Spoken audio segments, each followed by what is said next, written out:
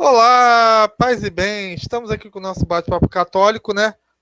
Para a quarta parte sobre a primazia de Pedro, né? Essa aula maravilhosa que a gente está tendo com o Robson Miranda. Eu estou aprendendo muito, né? Que o Robson é excelente, né, para explicar essas coisas. Eu espero que vocês estejam aprendendo também. Então, né? Vamos lá. Vou deixar o Robson falar, porque sabe como é que é, né? Deixa o cara que sabe falar. Vai lá, Robson. Então, hoje vamos acelerar, porque muita coisa, né, Cláudio? Já está meio tarde, mas Uhum. é o seguinte, para quem diz que a Bíblia não fala nada sobre a primazia de Pedro, né, a gente está provando aqui, mostrando que esse pessoal está errado, né? Hoje a gente vai falar da eleição de Pedro, né? Pedro sendo eleito por Deus, eleito por Jesus, consequentemente, um eleito por Deus também. Porque na Bíblia toda, Deus faz eleições, né? É como a gente já falou no outro vídeo passado. Deus nunca fala ao povo de maneira direta. Nunca. Ele sempre faz eleições. Desde Adão até com Jesus. Quando Jesus escolheu os 12. Então aqui, esse primeiro slide que você colocou aqui. Lá em Gênesis 17, versículo 5. De agora em diante, não te chamarás mais Abrão, e sim Abraão, porque farei de ti o pai de uma multidão de povos. Aqui, Deus mudando o nome de Abraão. E aqui a gente começa a ver que quando Deus muda o nome da pessoa, tem um significado. Deus não muda o nome de a torta direita na Bíblia. Quando ele muda o nome, tem um significado, tem um simbolismo. Quando ele muda o nome é porque ele elege aquela pessoa. É uma pessoa, ela é separada das outras. Aqui foi com Abraão. Mais à frente, aqui em Gênesis 35, versículo 10, teu nome, disse-lhe ele, é Jacó. Tu não te chamarás mais assim, mas Israel. E chamou Israel. Então ele mudou o nome de Abraão, mudou o nome de Jacó. E a gente já pula lá para o Novo Testamento. João, capítulo 1, versículo 42. Levou-o a Jesus, e Jesus, fixando nele o olhar, disse, tu és Simão, filho de João. Serás chamado Cefas, que quer dizer pedra. Então, a partir dali do primeiro capítulo de João, versículo 42, dali em diante, deixou de ser Simão. Porque Simão, Cláudio, Simão quer dizer Simão lá na língua deles, lá no linguajar deles, Simão quer dizer uma coisa mole, maleável. É uma coisa que é como uma vara que vai conforme o vento. É uma coisa mole. E Jesus fala, não serás mais Simão, não será mais mole. De agora em diante será chamado Cefas. E o que quer dizer Cefas, Cláudio? Pedra. Então, deixará de ser uma coisa mole. Deixará de ser mole. De agora em diante se chamará Cefas, que quer dizer pedra. Né? E a gente vê aqui 1 Coríntios, se eu não me engano, 1 Coríntios capítulo 1, versículo 12. Né? Paulo dizendo, refiro-me ao fato de que entre vós se usa essa linguagem. Eu sou discípulo de Paulo, eu de Apolo, eu de Cefas, eu de Cristo. Então aqui a gente vê que passou a ser chamado Cefas mesmo, pedra. Pedra. A gente pode trocar aqui Cefas por pedra, ou Pedro. Pedro, pedra, Cefas, mesma coisa. Em Gálatas 1,18, de novo. 3 anos depois, subi a Jerusalém para conhecer Cefas, Pedro, que quer dizer pedra. E fiquei com ele 15 dias. Então a gente já viu aqui que Pedro era chamado de pedra. Né? E aqui você colocou mais detalhadamente, João 1 ali, você já colocou no contexto, né? João 1 fala no versículo 40 e 42. André, irmão de Simão Pedro, era um dos 2 que tinham ouvido João e que o tinham seguido. Foi ele então logo à procura de seu irmão e disse-lhe, achamos o Messias, que quer dizer o Cristo. Levou a Jesus E Jesus, fixando nele o olhar, disse: Tu és Simão, filho de João. Será chamado Cefas, que quer dizer pedra. Até aqui você gostaria de comentar alguma coisa, Cláudio? Pô, o que eu fico ali é o seguinte, é que Jesus fala, serás chamado, quer dizer, uma profecia. Jesus está dizendo, esse será o nome dele, Cefas, que é pedra. Entendeu? Tem gente que diz, Pedro é o sobrenome de Simão. Eu falei, pô, mas como o cara é burro, desgraçado. Carambola, não tem nada a ver. É a mesma coisa que o cara falando Jesus. Ou então Jesus Cristo, olha, o Cristo é o sobrenome de Jesus. Eu falei, pelo amor de Deus, não tem nada a ver. Entendeu? Mas fazer o quê? Pode É continuar. cada coisa que a gente escuta, né, Cláudio? Que é só dando risada mesmo, né? E duro que Maria tem de gente que Betânia, leva a sério. eu tô falando, Maria de Betânia, Betânia é o sobrenome dessa Maria aqui, a outra Madalena também é o sobrenome. Pelo É, amor de Deus.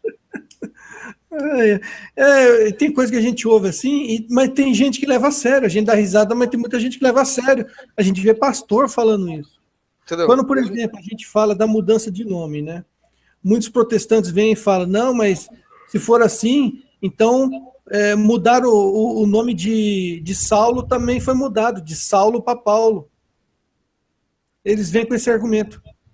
Mas tanto Saulo como Paulo é o mesmo nome. Saulo é o nome dele na língua lá aramaica. Só que Paulo é Saulo em grego, você entendeu? É o mesmo nome, não teve mudança de nome.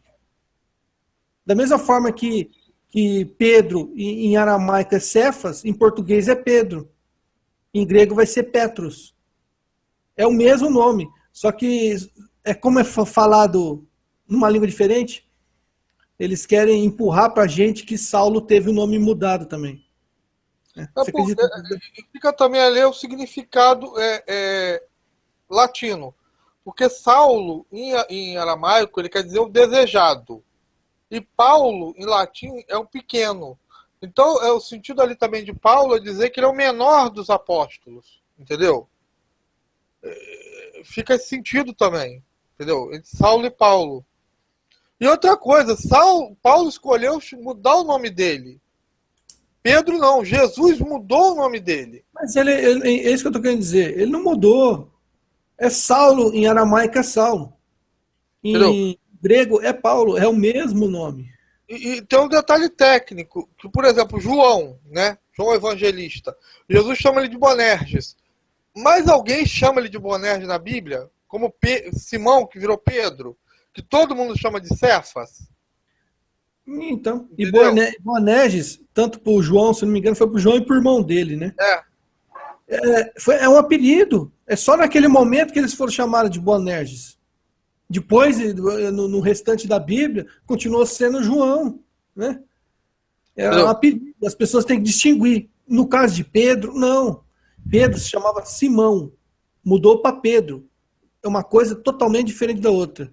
De Simão para Cefas. No caso de João, Boanerges foi um apelido. Foi usado ali naquela hora. Mas depois voltou a ser João.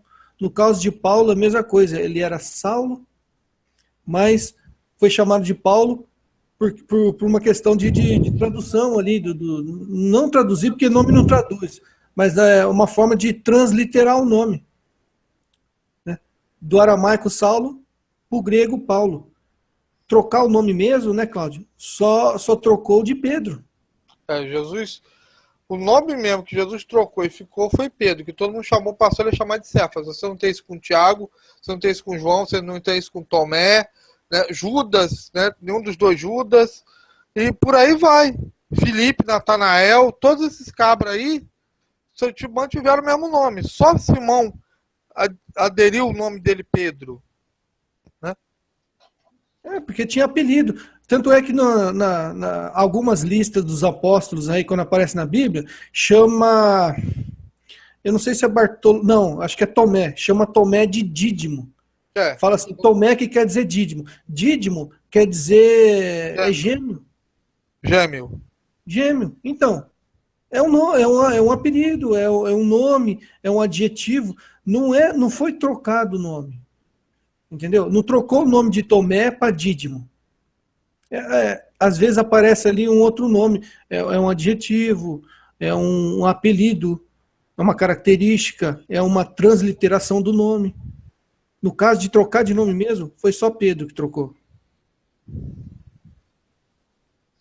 Pode mudar aí? Não, Mateus 16. Então tá bom, mas a gente pode falar Mateus 16 mais para adiante. A gente vai Pode falar ser. lá. Não, a gente não leu Mateus 16 ainda. Mas a gente lê lá na frente. Tem lá na frente ainda, você vai falar disso. Pode ser. Manda bala, então. Tá bom? A gente manda bala. Bom, essa parte aqui é minha, tá? Vocês me dão um pouquinho de licença. Naquele tempo, Jesus foi à região de Cesareia de Filipe. E ali perguntou aos seus discípulos. Eu quero só esse detalhe, Cesareia de Filipe, tá? Jesus andou a dar com o pau, vai para Cesareia de Filipe. Ele entrou no máximo da região pagã daquela época, tá? Esse aqui era o templo que tinha, né? No tempo de Jesus, uma réplica do templo, tá? Que tinha lá em Cesareia de Filipe, que era o maior templo pagão que tinha na época, tá? Os judeus evitavam ir a esse lugar.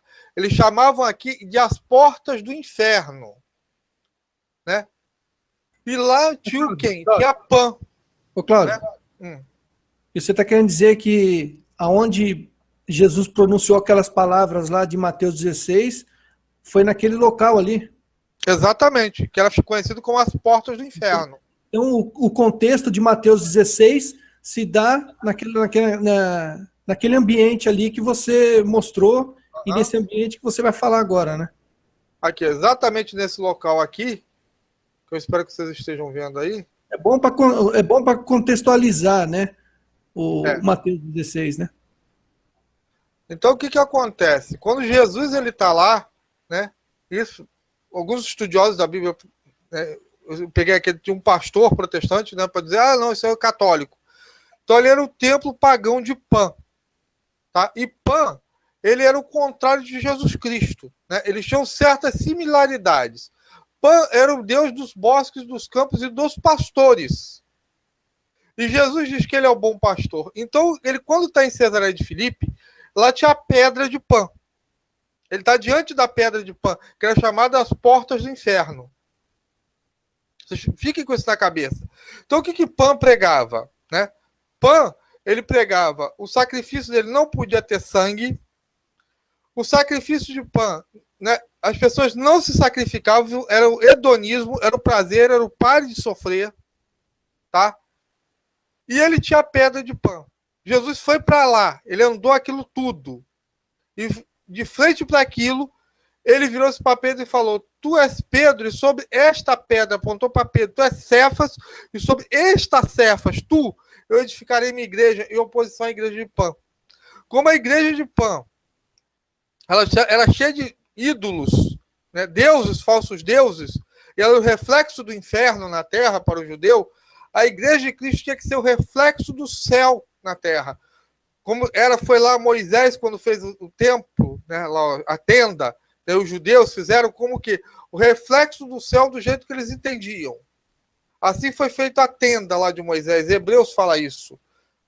A revelação de João, ele vê o céu. Então a igreja pegou aquilo, tudo que João viu, Jesus Cristo imolado, Jesus Cristo crucificado, os santos, Nossa Senhora, e fez a igreja exatamente aquilo, um reflexo daquilo que João fez, em oposição ao templo de Pan.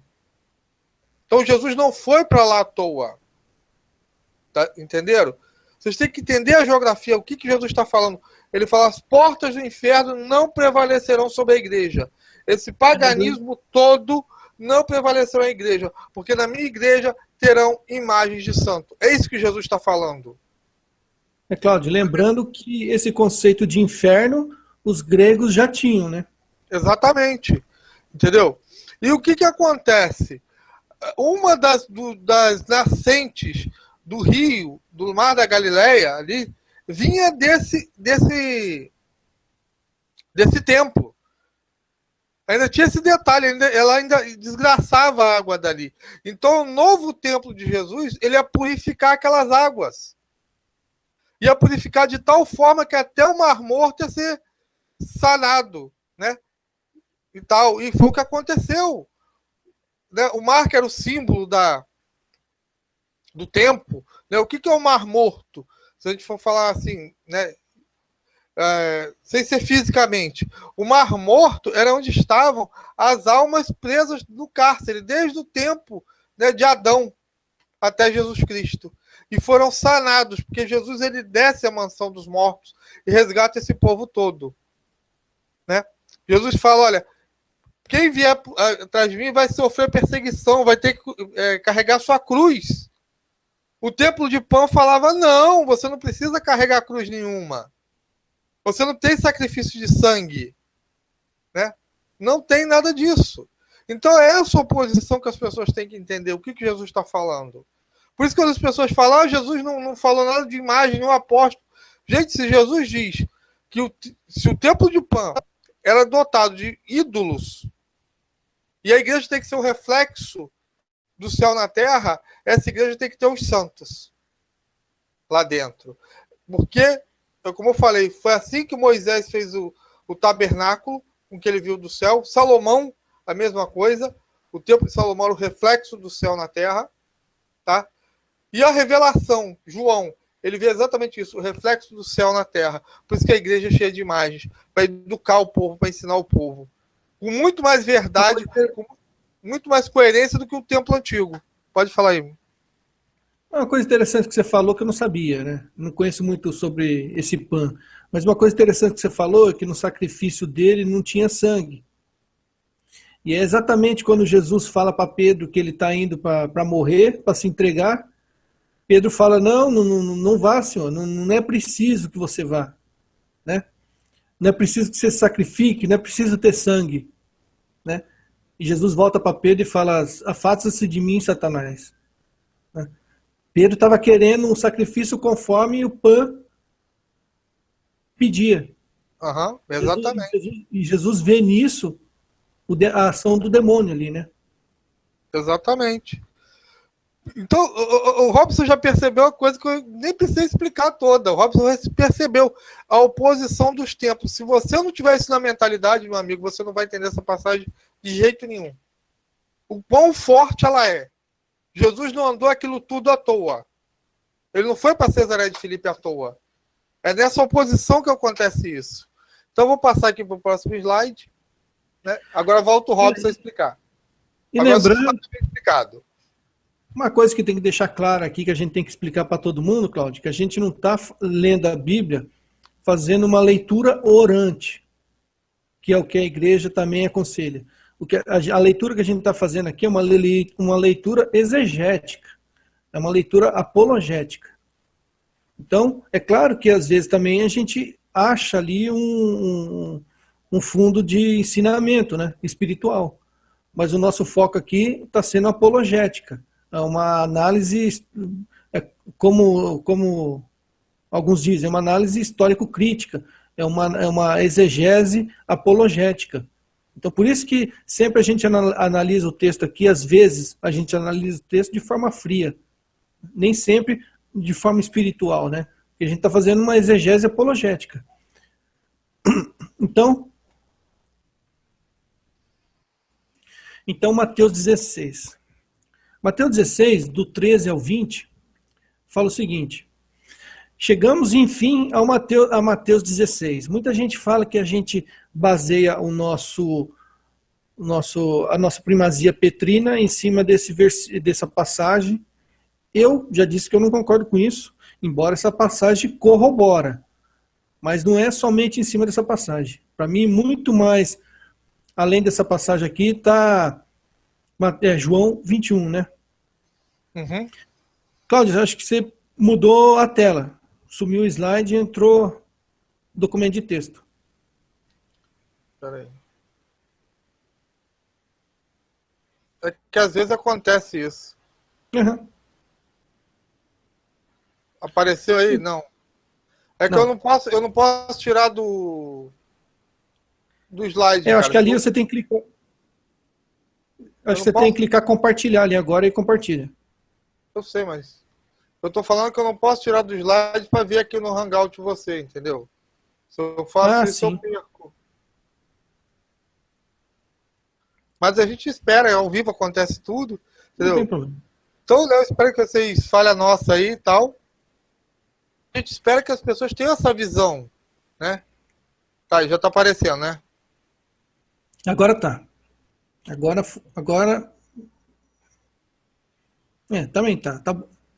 Isso, agora melhor ainda. 100%. Mateus 16. Vou pegar ali do versículo 13 até o 20. Para a gente entender o contexto. Né? Agora a gente já sabe como se dá o contexto assim geográfico dessa passagem aqui, né? A gente já sabe aonde o Jesus está com seus discípulos, o que eles estão vendo em volta, ao que Jesus está se referindo quando ele fala essa passagem aqui. Então eles estão num lugar onde havia uma grande rocha, uma rocha enorme, uma montanha rochosa. Sobre essa montanha estava construído um templo, que era um templo pagão, templo de Pan. E nesse contexto Jesus fala o seguinte: chegando ao território de Cesareia de Filipe, Jesus perguntou aos seus discípulos: no dizer do povo, quem é o filho do homem? Responderam: uns dizem que é João Batista, outros dizem que é Elias, outros Jeremias ou um dos profetas. Disse-lhe Jesus: e vós, quem dizeis que eu sou? Simão Pedro respondeu: tu és o Cristo, o Filho de Deus vivo. Jesus então lhe disse: feliz és Simão, filho de Jonas, porque não foi a carne nem o sangue que te revelou isto, mas meu Pai que está nos céus. E eu te declaro: tu és Pedro, e sobre essa pedra edificarei a minha igreja. As portas do inferno não prevalecerão contra ela. Eu te darei as chaves do reino dos céus. Tudo que ligares na terra será ligado nos céus, e tudo que desligares na terra será desligado nos céus. Depois ordenou aos seus discípulos que não dissesse a ninguém que ele era o Cristo. Repetindo esse versículo, em aramaico: eu te declaro, tu és Kefa, e sobre esta Kefa edificarei a minha igreja, e as portas do inferno não prevalecerão sobre ela. Então, se alguém chega e fala, e você ouve alguém falando: tu és Kefa, e sobre essa Kefa edificarei a minha igreja, como entender diferente do que os católicos entendem? Me diz. Cláudio, não tem que fazer muito malabarismo, muito contorcionismo para entender diferente? Eles falam que Pedro é masculino e Pedro é feminino. Gente, como esse povo é burro. Isso acontece porque a língua permite. Mas no tempo de Jesus não permitia. O que está lá no original é Cefas e Cefas. Entendeu? Que ficava estranho. Tu és pedras, né? Sobre essa pedra. Fica estranho. Um detalhe. Em grego, ele fala tu és Petros, que quer dizer rocha. Né? É o apropriado para a frase. Tu és Petros, rocha. Só que esse Petros era um grego que não era mais usado na época de Jesus, era um grego antigo. Porque o certo mesmo, para ser usado nessa frase aqui, naquela época, era a segunda parte, onde ele fala: e sob essa Petra.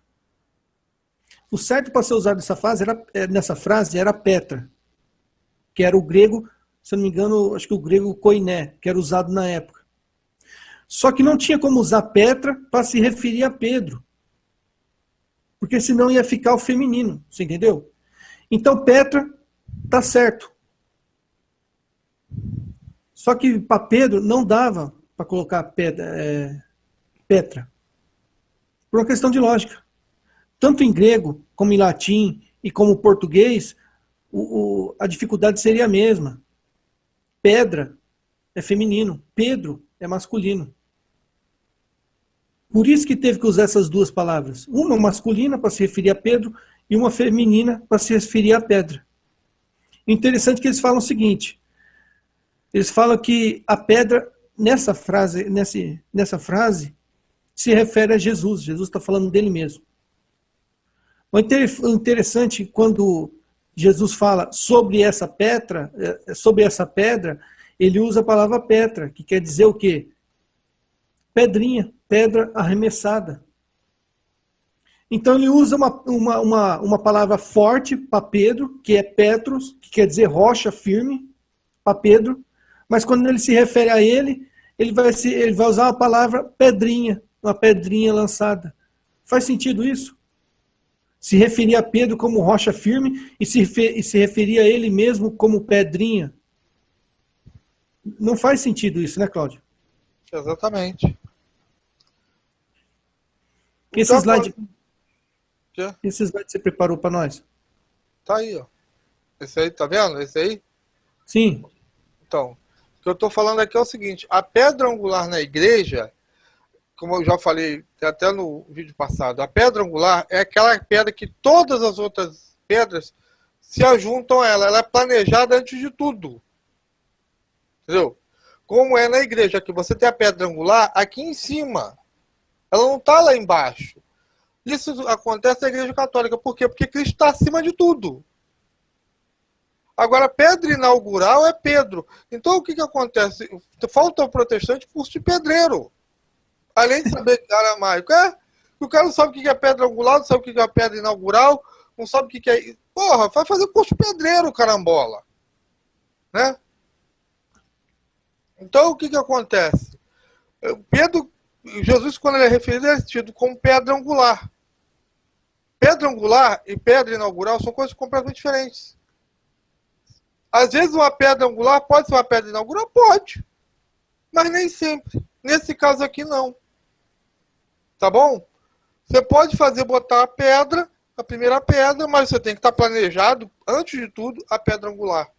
Como é feito nas catedrais católicas. Que é lá em cima, no arco, para Jesus estar acima de tudo. E aquele cálculo, né, maravilhoso, né? Que os caras não concebem, porque os caras, fazem igrejola de fundo de quintal, não pode conceber um treco desse. Né? Fazer o quê? E a gente olhando o contexto ali que você tinha mostrado, a gente vê o seguinte, lá naquele ambiente lá, em Cesareia de Filipe, o que aconteceu? O que tinha ali? Uma rocha, ó, essa imagem. A gente tem uma formação rochosa, que é uma montanha, que é um monobloco, um monolito, uma rocha. Sobre a rocha, eles edificavam o templo, que no caso é a igreja.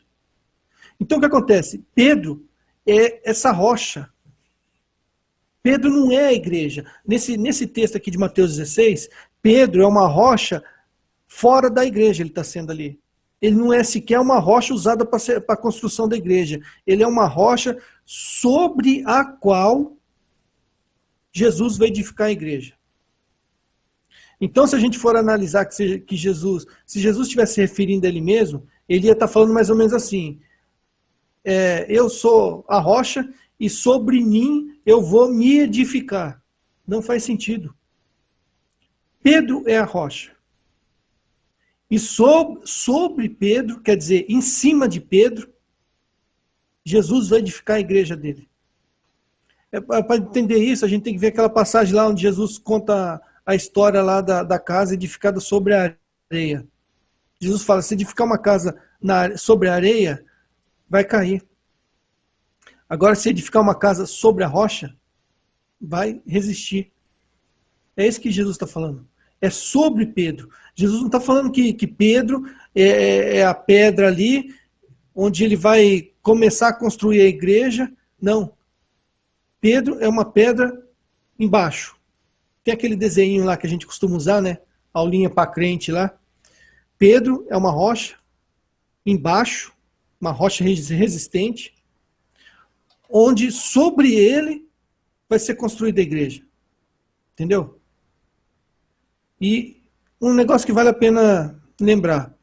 Quando Jesus, na Bíblia, somente Jesus não, a gente já viu que Paulo também e todos os outros, quando eles se referem a Pedro, chamam ele de pedra, chamam ele de pedra, pura e simplesmente pedra, né? Kéfas, a pedra, ponto final.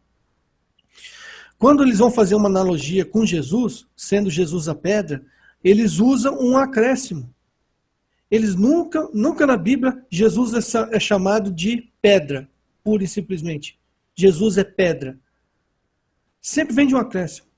Ou Jesus é a pedra angular, que conforme você explicou aí, pedra angular, nas construções romanas, pedra angular é essa que sustentava todas as outras. Você tira a pedra angular, as outras desabam. Isso aí só foi mudado quando começaram a fazer as construções góticas. Deixaram de usar essa pedra angular. Mas até então, a pedra angular é a pedra onde ela sustentava as outras. Então, a Bíblia se refere a Jesus como sendo pedra angular. Se refere a Jesus como sendo a pedra fundamental. Pedra de esquina. Pedra viva. Nunca chama Jesus de pedra somente. E nesse texto de Mateus 16, está falando pedra. Mas Jesus nunca é chamado de pedra somente. Ele sempre vem de um acréscimo. Ou pedra angular, pedra fundamental, pedra viva, pedra de esquina. Né? É isso aí que eu queria falar, Cláudio. O que mais você tem para falar sobre essa questão da pedra aí? Mais nada, para mim, tá no esquema. E a questão da tradução, só para salientar mais uma vez. Ah, mas em grego quer dizer pedra é Petros e Petra. Em latim também tem diferença. E em português também é Pedro e Pedra. Só que Jesus não falou em latim, Jesus não falou em grego, Jesus não falou em português, Jesus falou em aramaico. E aramaico era usado cefas. Tanto para pedrinha, pedrão, pedregulho, pedrona, pedra grande, pedra... Era cefas e ponto final. Jesus usou cefas, tu é cefas, sobre essa cefa. Não tinha diferença no aramaico. O aramaico era uma língua pobre. O grego é uma língua mais sofisticada, mais rica. Só que o aramaico é uma língua pobre. Eles usavam uma palavra para várias coisas diferentes. Então Jesus usou cefas. Jesus não falou em grego, nem em latim e nem em português. É como se fosse ele tivesse em francês. Tu és Pierre, e sobre esse Pierre, ele ficava aí na igreja. Ó, com um pouquinho e tudo, francês. Entendeu? Me corrija o pessoal que sabe francês aí, né? Eles falam, não, o original grego está escrito assim. Mas é o original escrito, meu filho. O original falado foi falado em aramaico. Ele não falou em grego, né? Não, e detalhe. Só um detalhe, Robson. O original de Mateus foi escrito em aramaico. Se você pegar a Peshita, né, que foi a transliteração, o original de Mateus foi escrito em aramaico. Tanto é que o autor, quando ele começa, ele usa Emanuel. Entendeu? Ou ele foi ou escrito em aramaico ou em hebraico. Porque ele foi escrito para judeus. Só porque da judaica. Para quem não sabe o que é Peshita, Peshita é uma Bíblia, a Bíblia cristã, só que feita por judeus. Então eles pegaram a Bíblia que já tinha sido traduzida do original para o latim e traduziram de volta para o aramaico. Então aqui é a palavra dos próprios judeus. Não é a palavra nem da Igreja Católica, nem da Igreja Ortodoxa. A Peshita é a língua dos judeus, na opinião dos judeus. Né? Exatamente. Vamos passar para o próximo slide agora? Bora. Bom, esse aí, né, para quem fica aí, oh meu Deus do céu, de onde é que surgiu? O Papa surge de uma profecia. Isaías falou que aquele que tivesse as chaves, né, que Jesus ia dar as chaves da casa de Davi, que ele seria como Eliaquim. Né? E o que eram as chaves naquela época? As chaves eram autoridade. Quem recebia as chaves da cidade era autoridade. Então, as chaves eram dadas ao primeiro-ministro, como se fosse hoje o primeiro-ministro, é o chamado copeiro-mor, né? E ele será chamado de pai. E ele terá um trono na casa de seu pai. Então, o que acontece? Onde está o termo papa? Daí dessa profecia. Ah, mas no tempo lá ninguém chamava Pedro de pai. Olha, a gente vai ver que os apóstolos eram chamados de pai, tá? Eu sempre falo, vocês não sabem ler a Bíblia. Mas os apóstolos eram chamados de pai, tá? A gente vai ver aí. E ele teria a chave e ele teria um trono. Isso tudo cai em cima do Papa. Só o Papa tem um trono. Só o Papa tem as chaves. Mas nenhum. Os outros só têm as chaves se ligados ao Papa. Tá? Quer falar alguma coisa aí, Robson? A gente já pode ver agora mesmo essa questão do Papa aí. No início do cristianismo, todos os bispos, né, eram chamados de Papa. Somente depois, lá, a partir do século, mais ou menos, século V, século VI, esse título passou a ser usado somente por bispo de Roma. Mas até então todos os bispos eram chamados de Papa. E as pessoas confundem, as pessoas falam, diz que Papa é pai. Papa não quer dizer pai. Pai em latim, italiano, não sei, pai é padre. Papa é um jeito mais carinhoso de dizer pai. Né? Papa seria como se fosse um papai ou um paizinho. Então, Papa quer dizer paizinho. É um jeito carinhoso. Então, vendo desse modo, se Papa quer dizer paizinho, será que tem Papa na Bíblia? Vamos ver? A gente vê lá, ó, em 1 Coríntios, capítulo 4, versículos 14 ao 15. Né? Paulo fala o seguinte: não vos escrevo essas coisas para vos envergonhar, mas admoesto-vos como meus filhos muito amados. Com efeito, ainda que tivesses 10.000 mestres em Cristo, não tendes muitos pais. Ora, fui eu que vos gerei em Cristo Jesus pelo Evangelho. Por isso vos conjuro a que sejais meus imitadores. Para isso é que vos enviei Timóteo, meu filho, muito amado e fiel no Senhor, e eles vos recordará as minhas normas de conduta, tais como as ensino por toda parte, em todas as minhas igrejas. Então aqui Paulo está falando o quê? Chamando eles de meus filhos muito amados. Porque ele considera que os discípulos deles foi Paulo que gerou em Cristo. Né? Então aqui a gente já vê que eles, os apóstolos e os bispos, eles se consideravam pais espirituais. Porque eles falavam aqui, Paulo fala, meus filhos muito amados, com efeito, ainda que tivesses 10.000 mestres em Cristo, não tendes muitos pais. Ora, fui eu que vos gerei em Cristo pelo Evangelho. Tá entendendo? Eles consideravam, os apóstolos eles consideravam pais. Né? E a gente vê, agora consideravam pais, mas muita gente pode falar, mas é pai, não é papai, nem paizinho. Então não tem papa. Então a gente vai lá para a primeira carta de João, 1 João, capítulo 4, versículos 4 ao 6. João fala o seguinte: vós, filhinhos, sois de Deus, e os vencestes, porque o que está em vós é maior do que aquele que está no mundo.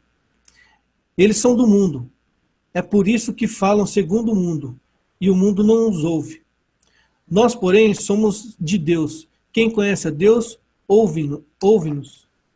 Quem não é de Deus, não nos ouve. É nisso que conhecemos o espírito da verdade e o espírito do erro. Então aqui, nesse versículo aqui, versículo 4, João já começa falando, vós, filhinhos, sois de Deus. Cláudio, se ele chama os discípulos de filhinhos, seria errado os discípulos chamar ele de papai, ou paizinho, ou papa? É aquela coisa na cabeça do protestante, vão chamar ele de tiozinho, né? Tiozinho suquita, se bobear. A gente vê protestante bravejando, se esgoelando, não podemos chamar ninguém de pai. Pai é somente Deus. Jesus falou para não chamar ninguém de pai. A gente vê aqui Paulo falando, eu considero pai de vocês. porque para mim fui eu que gerei vocês em Cristo.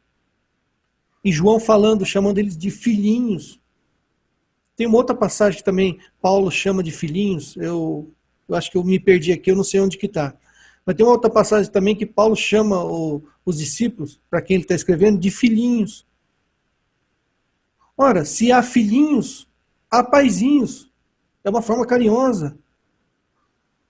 Né? É uma forma carinhosa de tratar. A mesma forma com papa. Papa quer dizer papai, paizinho. É um pai, só que de uma forma carinhosa. É da mesma forma que João chamou os discípulos deles aqui. Só que com o protestante não tem isso, né? O protestante não tem esse negócio de carinho, de amor, de afeto. É uma coisa fria, né? Então, para que chamar alguém de pai? Não vou chamar ninguém de pai. Acho que nem o pai deles, eles não chamam de pai, né? Tem aquele problema, tem o problema do protestantismo. Se todo mundo lá é igual, como é que vai ter um pai? Não tem. Entendeu? Eles voltam sempre ao judaísmo das ligações sanguíneas. As ligações deles são judaicas, como os judeus. As ligações são de sangue.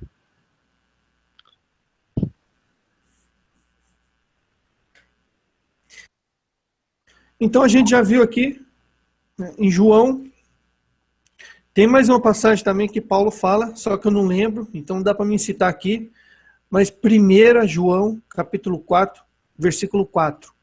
João chama de filhinhos, e se ele chama de filhinhos, naturalmente ele poderia ser chamado de paizinho, e paizinho, papai, quer dizer, em latim, é papa. Pronto, pronto. Como não tem papa na Bíblia? Como a Bíblia não fala em papa? Cai por terra mais uma vez aqui, né? Você tem mais algum slide, Cláudio? Tem. Aqui, ó. Esse aqui, ó, Mateus 18. Ah, para fechar com chave. Mateus 18, versículos 15 ao 22. A gente viu Mateus 16, 2 capítulos à frente aqui, Mateus 18, 15 ao 22. Vamos lá, então. Essa passagem aqui é um tipo de passagem que eu nunca vi protestante citar. Eu acho que não existe na Bíblia protestante. O que você acha, Cláudio? Eles só vai aqueles 20 versículos, cara. Pelo amor de Deus, isso daqui, ele só pega aquela parte ali onde 2 ou mais estiverem reunidos e esquece todo o resto. Eu queria que algum protestante me explicasse essa passagem aqui. Porque se nessa passagem aqui a pessoa ler e não entender que a igreja é uma instituição, a igreja não é somente algo espiritual. Nós católicos cremos que a igreja de Cristo é o quê? É uma coisa espiritual, só que também institucional, material. A igreja aqui material, visível, que a gente vê, está unida com a igreja invisível. É uma coisa só. E esse texto aqui deixa claro isso. Então, vai lá, Mateus 18, do 15 ao 22. Diz assim: se teu irmão tiver pecado contra ti, vai e repreenda-o, entre ti e ele somente. Se te ouvir, terás ganho teu irmão. Então, se nós somos da igreja, se a igreja é uma instituição e nós somos uma igreja, né, Cláudio? Esse primeiro versículo já bastava, né? Ó, eu sou a igreja. Eu já estou advertindo meu irmão que errou. Pronto. Parou por aqui. Eu sou a igreja, parou por aqui. Só que a passagem continua. Se não te escutar, toma contigo uma ou duas pessoas, a fim de que toda a questão se resolva pela discussão de 2 ou 3 testemunhas. Bem, quem defende que a igreja somos nós, já se complicou aqui nesse segundo versículo aqui, né, Cláudio? Exatamente. Já começou a se complicar. Essas pessoas que defendem que a igreja somos nós, começou a se complicar nesse segundo versículo. Porque se a igreja somos nós, Então, para que precisa de opinião de mais 2 ou 3? Uhum. Né? Será que existe várias igrejas com opiniões diferentes? Então tá. Aí continua. Se recusa ouvi-los, diz-o à igreja. E se recusar ouvir também a igreja, seja ele para ti um pagão ou um publicano. Meu Deus do céu, como que a igreja, se a igreja, segundo os protestantes, se a igreja fosse somente uma coisa espiritual e não tivesse nada relacionado com esse mundo material, como que a gente vai fazer, Cláudio? Me explica, me diz. Como que a gente vai fazer para ouvir a igreja? Exatamente. Não dá Eu vou para ouvir. ficar ouvindo vozes do além?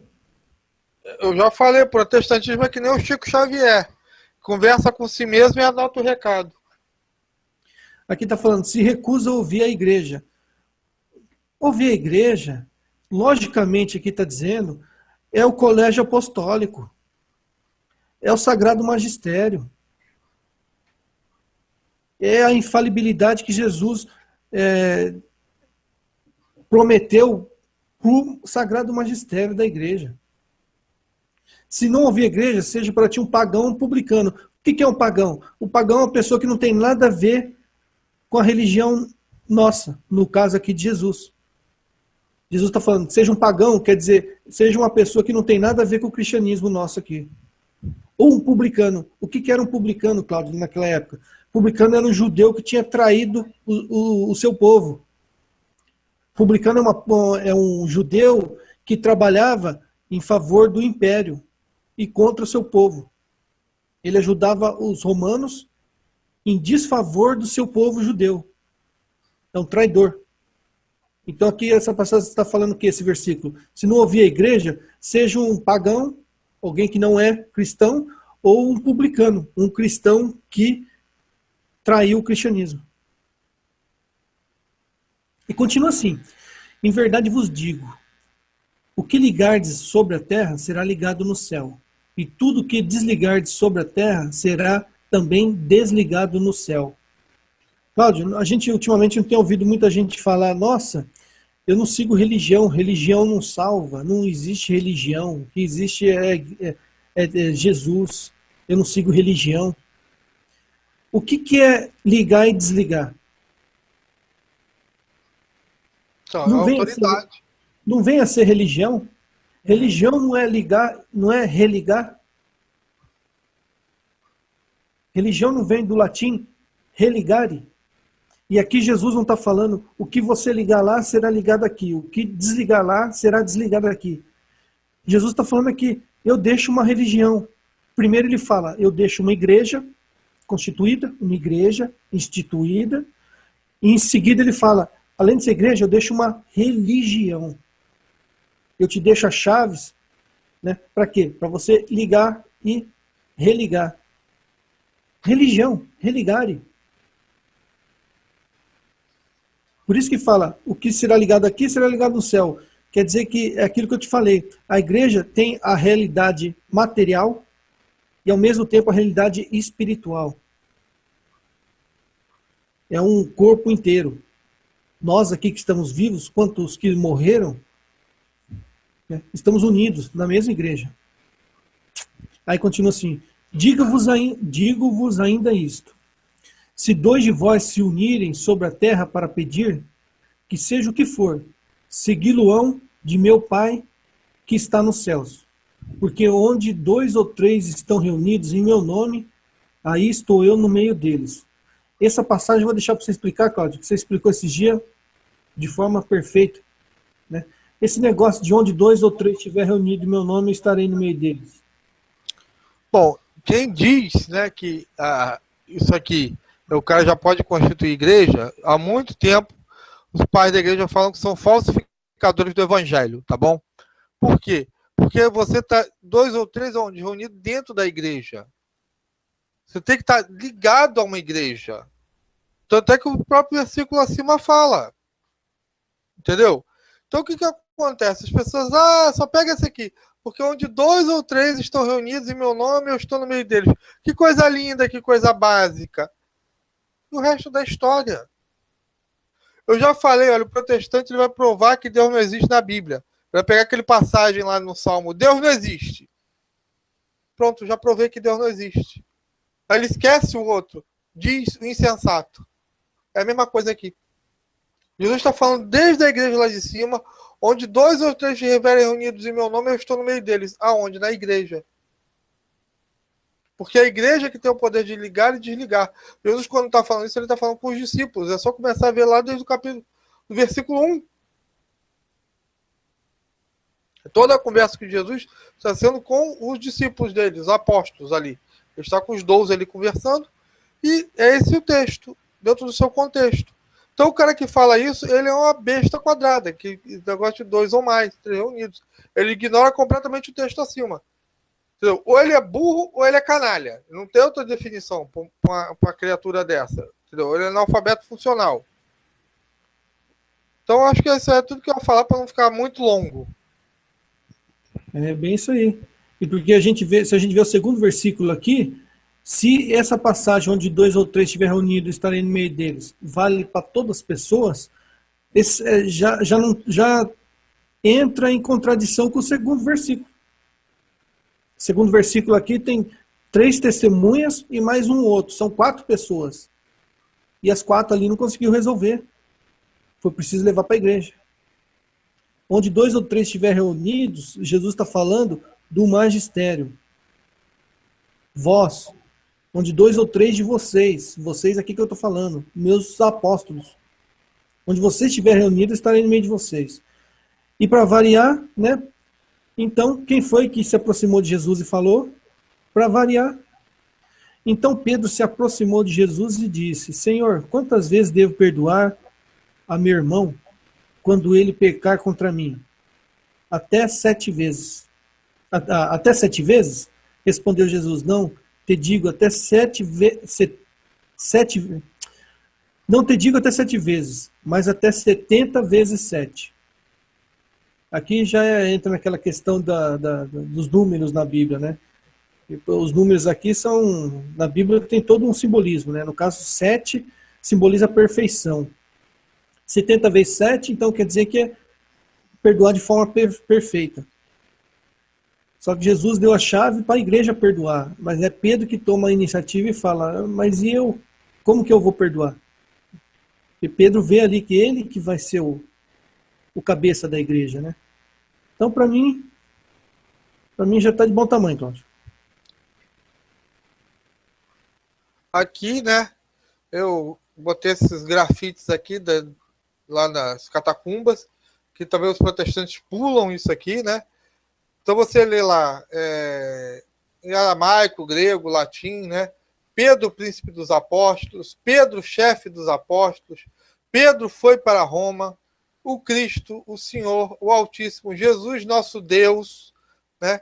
Que muita gente ignora que Jesus Cristo é Deus, Senhor Jesus Cristo, né? Ajudar o servo, Pedro e Paulo intercedam por Vítor, né? Os protestantes, se eles pegassem a história da igreja, realmente, entendeu? Não inventassem firulas, eles iam ser muito mais felizes, muito menos contraditórios. Protestantes, voltem para a Santa Amada Igreja. Saia dessa jangada furada. Isso já não tem nada, já tem protestante que não está nem mais em jangada. Já está em caniço furado, entendeu? E achando que está no transatlântico. Não, meu filho, o transatlântico é a igreja. Porque esse caniço furado que você pegou veio lá dessa igrejinha, dessa igreja mãe que está ali, que é a grande barca. Só aqueles que estão lá dentro, né, se entrarem lá dentro vão se salvar. O resto é para as cucuia. E se você for salvo, vai ser por causa dessa igreja. Tá? Quer falar alguma coisa aí, Robson? Então, se for salvo, vai ser nessa igreja. Fora da igreja católica não tem salvação. Mas precisa explicar mais uma vez. Igreja, o conceito de igreja para nós católicos é algo que abrange tanto o mundo espiritual, a igreja espiritual, quanto o mundo material. A Bíblia fala: quem poderá nos separar do amor de Cristo? Ninguém, nem a morte. Então, nós estamos unidos à igreja ainda vivo. nós morremos, nós continuamos na igreja. Então, se você for salvo, vai ser dentro da igreja católica. Aquela igreja espiritual. Não tem outra. Vai ser lá. Se você for, você vai ser católico ou aqui nesse mundo, ou depois que morrer. Deixa eu passar aqui. E aí a gente termina, né? Então, espero que vocês tenham gostado. Não sei se o Robson quer falar mais alguma coisa. Não, eu acho que esse hoje aqui foi para matar a pau.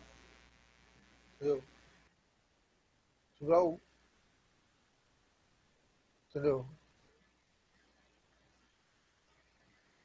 Aqui, a gente agradece aqui o pessoal, né, que mandou mensagem pra gente.